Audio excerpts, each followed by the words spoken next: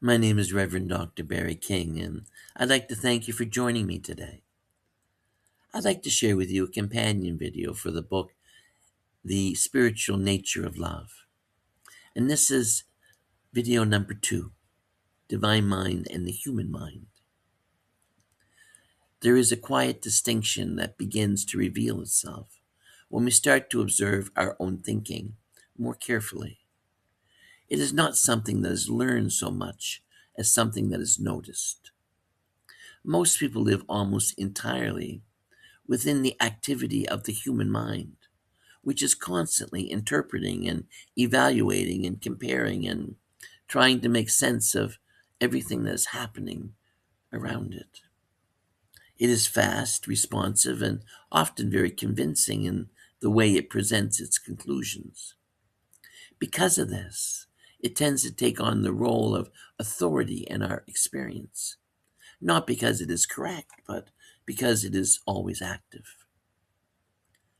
And yet there is another aspect of our experience that is present at the same time, though it is much quieter.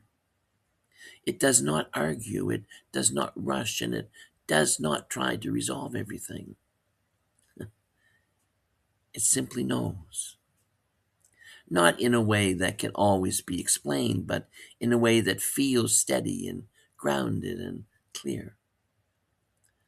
This is what I call the divine mind.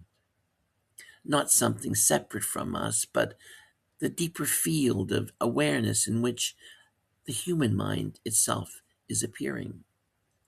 The human mind is incredibly useful. It allows us to function in the world, to communicate, to plan, and to respond to practical situations. But it operates through memory and projection. It is constantly referencing the past to interpret the present and constantly anticipating the future in order to feel prepared. Because of this, it is rarely fully present. It is always moving, always adjusting, always trying to stay ahead of what might happen next. Divine mind, by contrast, is not moving in that way. It is not trying to solve life. It is the awareness in which life is already unfolding. It does not need to compare or to evaluate or do any of those things because it is not limited to partial information. Divine mind is whole.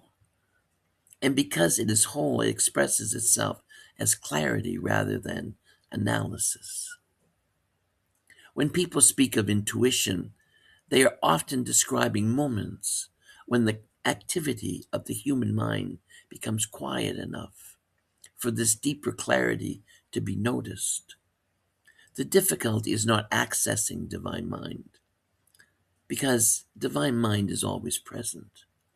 The difficulty is in recognizing it, because it does not compete for attention in the same way that the human mind does.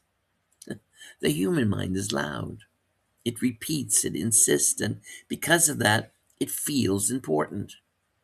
But importance and truth are not the same thing. As individuals begin to see this more clearly, even in small moments, something begins to shift. They start to notice that not every thought needs to be followed, not every conclusion needs to be accepted, and not every emotional reaction needs to define what is true. There begins to be space between awareness and thought. And in that space, something very important happens. Clarity begins to emerge, not as something new, but as something that was always present and simply wasn't noticed. This does not mean that the human mind disappears or becomes unnecessary. It means that it is no longer in control of how reality is interpreted. It becomes a tool rather than the source of our identity. It serves awareness rather than directing it. When this begins to stabilize, even when it's done gradually, life changes in a very practical way. Reactions slow down. Interpretations become less rigid. The need to immediately define everything begins to soften. And in its place, there is a greater sense of ease, not because life has become simpler, but because awareness is no longer confined to the constant activity of thought. This is the beginning of living from a different place, not from analysis, but from awareness. Thank you for allowing me to share. I wish you love, peace, and joy. And yes, hug someone you love. God bless.